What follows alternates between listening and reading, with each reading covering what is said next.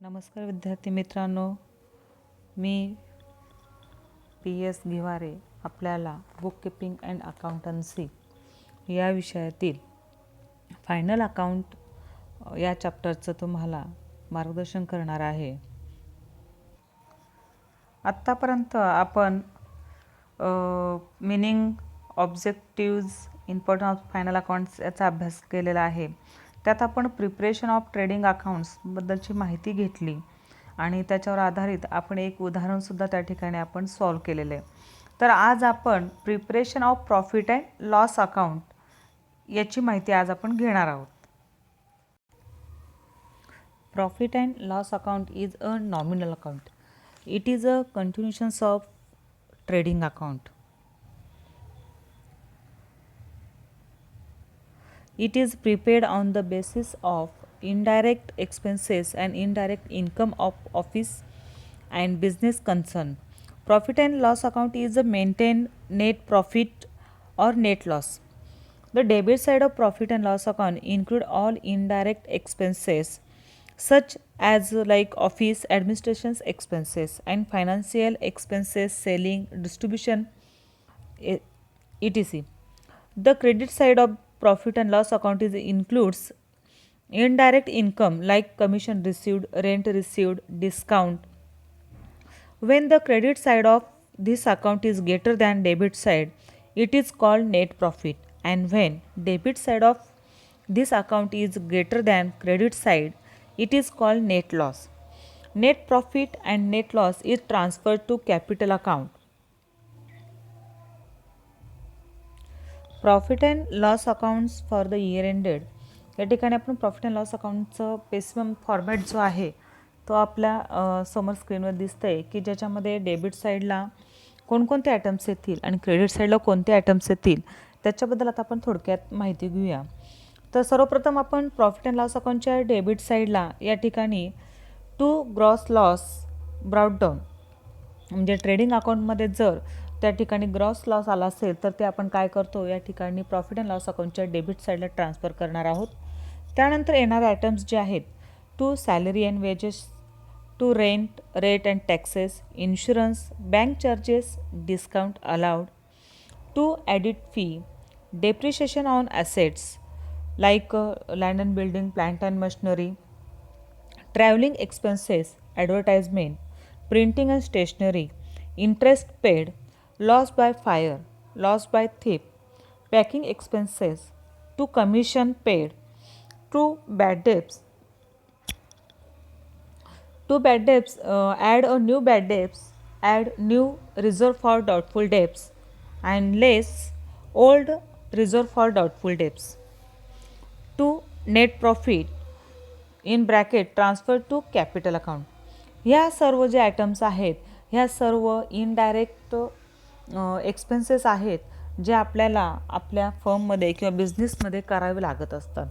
तर डेबिट साईडच्या विरुद्ध जे असणार आहे आपलं क्रेडिट साईड त्या ठिकाणी आपल्याला ज्या पद्धतीने आपण डेबिट साईडला ग्रॉस लॉस ब्रॉट डाऊन केलेला आहे त्याच पद्धतीने क्रेडिट साईडला जर ट्रेडिंग अकाउंटमध्ये ग्रॉस प्रॉफिट आलं असेल तर या ठिकाणी क्रेडिट साईडला by gross profit brought down हे आपल्याला त्या ठिकाणी सर्वप्रथम लिहावं लागणार आहे.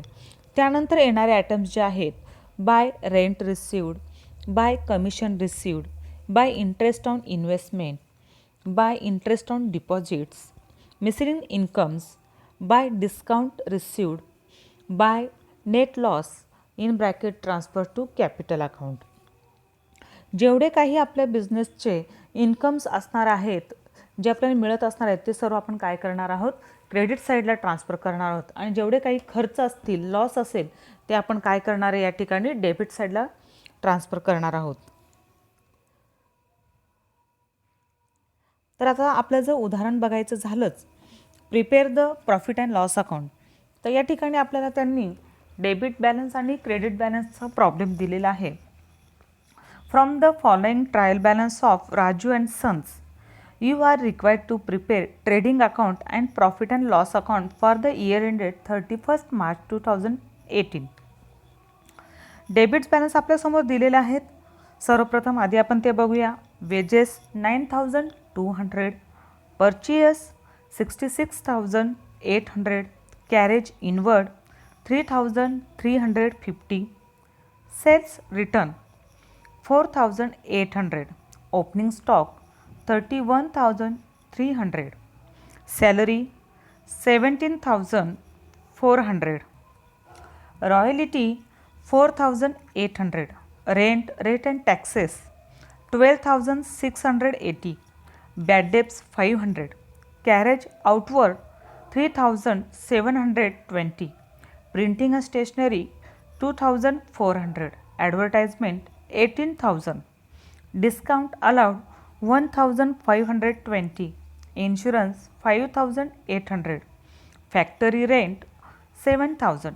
Commission paid 1,800. अशा पद्धतीने आपल्याला या ठिकाणी त्यांनी डेबिट्स बॅलन्स दिलेले आहेत आणि क्रेडिट बॅलन्समध्ये purchase return 6,520. Sales 1,52,900. Commission received 18,000. Rent received 9,000. Discounts received 4,600. आपल्याला त्यांनी ॲडजस्टमेंट दिलेली आहे क्लोजिंग स्टॉकची जी 56,850 दिलेली आहे. तर ह्या प्रॉब्लेम्सवरून आपल्याला आता या ठिकाणी फर्स्ट ट्रेडिंग अकाउंट ओपन करायचं आहे आणि ट्रेडिंग अकाउंटमध्ये जे काही आपलं प्रॉफिट अँड लॉस येईल ग्रॉस ते आपल्याला काय करायचं आहे पुढच्या ह्याच्यामध्ये म्हणजेच प्रॉफिट अँड लॉस अकाउंटला ट्रान्सफर करायचं आहे. सर्वप्रथम आपण एक एक जे आयटम्स दिलेले आहेत ते आपण ट्रान्सफर करूया. आपल्याला मागच्या प्रॉब्लेममध्ये माहितीच आहे की जे काही डायरेक्ट एक्सपेन्सेस असतील ते आपण कुठे ट्रान्सफर करणार आहोत ट्रेडिंग अकाउंटला आणि जे इनडायरेक्ट एक्सपेन्सेस असतील ते आपण कुठे करणार आहोत प्रॉफिट अँड लॉस अकाउंटला. एक एक आयटम्स आपण आता बघणार आहोत की सर्वप्रथम या ठिकाणी आपल्याला दिलेलं आहे त्यांनी वेजेस हे आयटम जे आहे ते आपल्याला कुठे लिहायचं आहे ट्रेडिंग अकाउंटला लिहायचं आहे. पण सर्वप्रथम या ठिकाणी आपल्याला ट्रेडिंग अकाउंटची सुरुवात ही आपण मागच्याच लेक्चर्समध्ये पाहिलेले की ओपनिंग स्टॉकने होते. त्यामुळे ट्रेडिंग अकाउंटच्या डेबिट साईडला सर्वप्रथम आपण लिहिणार आहोत टू ओपनिंग स्टॉक 31,300. त्यानंतर परचेस जे आहे ते आयटम आपल्याला लिहायचे असतात. त्यामुळे आपण आता ते लिहून घेऊया. टू परचेस इनवर्डला लिहायचं आहे. जर परचेस रिटर्न दिलेला असेल तर या ठिकाणी परचेसची जी अमाऊंट असणार आहे ते इनवर्ड अमाऊंट आपल्याला त्या ठिकाणी लिहायचं आहे. कारण की त्यामधून आपल्याला काय करायचं आहे रिटर्न आउटवर्ड किंवा परचेस रिटर्न जे आहे ते आपल्याला मायनस करावं लागणार आहे. त्यामुळे टू परचेस 66,800. वेजेस त्याच्यानंतर लिहायचं आहे टू वेजेस 9,200.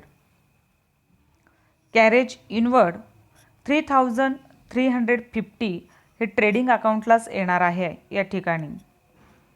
त्यानंतर त्याच्यानंतर आपल्याला सेल्स रिटर्न आहे जे आपल्याला ट्रेडिंग अकाउंटच्या क्रेडिट साईडला लिहायचं आहे. बाय सेल्स जे त्यांनी दिलेले आहे 1,52,900. त्यामधून आपल्याला सेल्स रिटर्न जो डेबिट बॅलन्स दिलेला आहे तो आपल्याला त्यातून मायनस करायचा आहे. तर इनवर्डला आपण सेल्सची अमाऊंट लिहिलेली आहे 1,52,900. त्यातून लेस सेल्स रिटर्न जे डेबिट साईडला दिलेलं आहे 4,800. या ठिकाणी लगेच तुम्ही मायनस करून त्या ठिकाणी आउटरला अमाऊंट लिहू शकता 1,48,100. ओपनिंग स्टॉक आपण ऑलरेडी लिहिलेलंच आहे. त्याच्यानंतर सॅलरी आहे. सॅलरी ही इनडायरेक्ट एक्सपेन्सेस असल्यामुळे त्याची नोंद जी आहे ती आपण प्रॉफिट अँड लॉस अकाउंटच्या डेबिट साईडला करणार आहोत. To salary 70,400. रॉयलिटी जी आहे ती या ठिकाणी डायरेक्ट एक्सपेन्सेस असल्यामुळे ट्रेडिंग अकाउंटच्या डेबिट साईडला लिहायचं आहे. टू रॉयलिटी त्याची अमाऊंट दिलेली आहे 4,800. Rent, rate and taxes 12,600. Rent हे इनडायरेक्टली असल्यामुळे आपण त्याचा इफेक्ट या प्रॉफिट अँड लॉस अकाउंटच्या डेबिट साईडला देणार आहोत 12,618. बॅड डेब्ट्स दिलेला आहे 500. तो सुद्धा आपला या ठिकाणी प्रॉफिट अँड लॉस अकाउंटच्या डेबिट साईडला येणार आहे. कॅरेज आउटवर्ड हे इनडायरेक्ट एक्सपेन्स असल्यामुळे आपण त्याचा इफेक्ट प्रॉफिट अँड लॉस अकाउंटच्या डेबिट साईडला देणार आहोत, ज्याची अमाऊंट आहे 3720. Printing and stationery profit and loss अकाउंटच्या डेबिट साईडला लिहायचं आहे 2400. ॲडव्हर्टाइजमेंट प्रॉफिट अँड लॉस अकाउंटच्या डेबिट साईडला लिहायचं आहे 18,000. डिस्काउंट अलाउड केलेलं आहे ते सुद्धा लिहायचं आहे प्रॉफिट अँड लॉस अकाउंटच्या डेबिट साईडला टू डिस्काउंट 1520. इन्शुरन्स आहे ते सुद्धा आपल्याला प्रॉफिट अँड लॉस अकाउंटच्या डेबिट साईडला लिहायचं आहे टू इन्शुरन्स 5800. फॅक्टरी रेंट हे डायरेक्ट एक्सपेन्सेस असल्यामुळे आपण त्याचा इफेक्ट ट्रेडिंग अकाउंटच्या डेबिट साईडला देणार आहोत to factory rent 7000. Commission paid केलेलं आहे, इनडायरेक्ट एक्सपेन्सेस आहे, त्याच्या प्रॉफिट अँड लॉस अकाउंटच्या डेबिट साईडला लिहायचं आहे टू कमिशन 1800. अशा पद्धतीने विद्यार्थी मित्रांनो आपण डेबिट साईडचे जेवढे बॅलन्स होते ते आपण काय केले, ट्रान्सफर केलेले आहेत.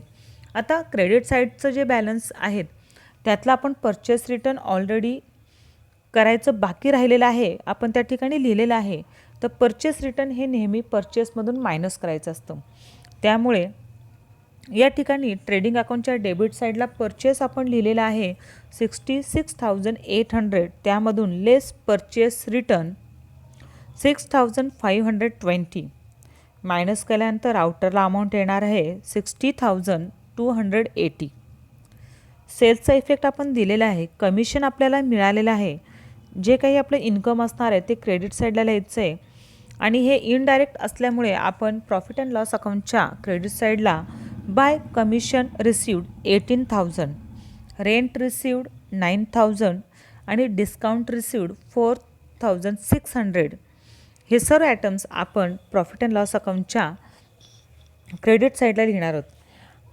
अशा पद्धतीने आपल्याला प्रॉब्लेममध्ये जो डेबिट बॅलन्स आणि क्रेडिट बॅलन्स दिलेला नव्हता त्या सर्व आयटम्स आपण काय केलेलं आहे, ट्रेडिंग अकाउंट आणि प्रॉफिट अँड लॉस अकाउंटला ट्रान्सफर केलेले आहेत. आता आपल्याला त्यांनी या ठिकाणी एक ॲडजस्टमेंट दिलेली आहे क्लोजिंग स्टॉकची.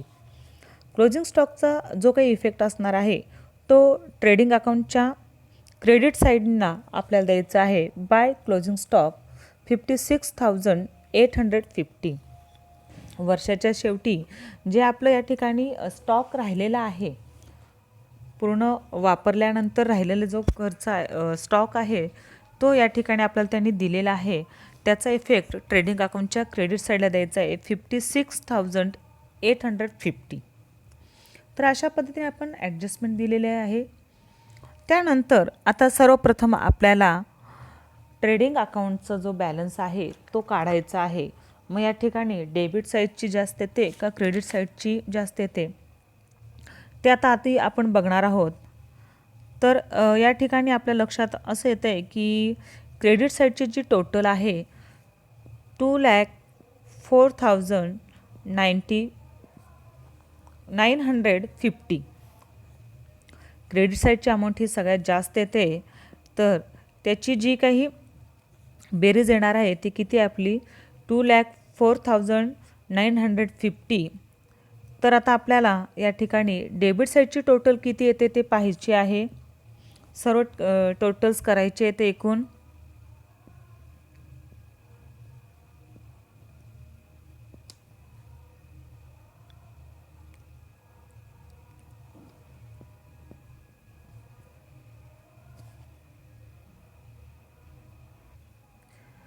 तर आपल्या डेबिट साईडची जी अमाऊंट आहे ज्याच्यामध्ये आपण opening stock, purchase, wedges, carriage inward, royalty, factory या सगळ्यांची जर टोटल केली तर आपली टोटल येणार आहे डेबिट साईडची 1,15,930. तर आता आपल्याला 2,04,950 मधून 1,15,930 मायनस केल्यानंतर जी काही आपल्याला अमाऊंट मिळणार आहे ती आपली काय असणार आहे, ग्रॉस प्रॉफिट असणार आहे. तर मायनस केल्यानंतर उत्तर किती येणार आहे त्या ठिकाणी, बरोबर 89,020 हे आपलं काय आलेलं आहे जी पी, ज्याला आपण म्हणतो ग्रॉस प्रॉफिट. आता हे जे ग्रॉस प्रॉफिट आलेलं आहे ते आपण कुठे ट्रान्सफर करणार आहोत? प्रॉफिट अँड लॉस अकाउंटच्या क्रेडिट साईडला ट्रान्सफर करणार आहोत. तर या ठिकाणी क्रेडिट साईडला लिहायचं आहे बाय ग्रॉस प्रॉफिट 89,020. आता या ठिकाणी आपण ज्या पद्धतीने ट्रेडिंग अकाउंटचं दोन्ही साईडची टोटल आपण काढलेली आहे, त्याच पद्धतीने काय करायचं आहे, ह्या ठिकाणी प्रॉफिट अँड लॉस अकाउंटमधून सुद्धा आपल्याला दोन्ही साईडची टोटल किती येते ते पाहायची आहे. तर या ठिकाणी आपल्या लक्षात येऊन जाईल की क्रेडिट साईडची जी अमाऊंट आहे ती जास्त आहे, तर त्याची टोटल येते 1,20,620. तर या ठिकाणी आपण प्रॉफिट अँड लॉस अकाउंटची डेबिट साईडची जर टोटल केली तर या ठिकाणी 63,820 एवढी या ठिकाणी आपली बेरीज येते. तर आता आपण क्रेडिट अमाऊंटमधून डेबिट अमाऊंट जो आलेली आहे ते आपल्याला मायनस करायचं आहे. 1,20,620 मधून आपण 63,820 अमाऊंट मायनस केल्यानंतर या ठिकाणी नेट प्रॉफिट जो येणार आहे आपला तो किती असणार आहे? 56,800. हे आपलं काय आलेलं आहे? नेट प्रॉफिट आलेलं आहे, जे आपण कुठे ट्रान्सफर करत असतो? Transfer to capital account. अशा पद्धतीने आज आपण या ठिकाणी प्रॉफिट अँड लॉस अकाउंट्समधील येणाऱ्या सर्व आयटम्सचा आपण अभ्यास केलेला आहे आणि त्याच्यावर आधारित आपण एक उदाहरण पाहिलेलं आहे आणि त्या उदाहरणाच्या साहाय्याने आपण ट्रेडिंग अकाउंट आणि प्रॉफिट अँड लॉस अकाउंट आपण ओपन करून तो प्रॉब्लेम सॉल्व केलेला आहे. आणि राहिलेलं जे आपलं बॅलन्स शीट जे आहे ते आपण पुढच्या लेक्चरच्या वेळेस पाहणार आहोत. तर ह्या सर्व गोष्टींचं व्यवस्थित अभ्यास करायचा आहे.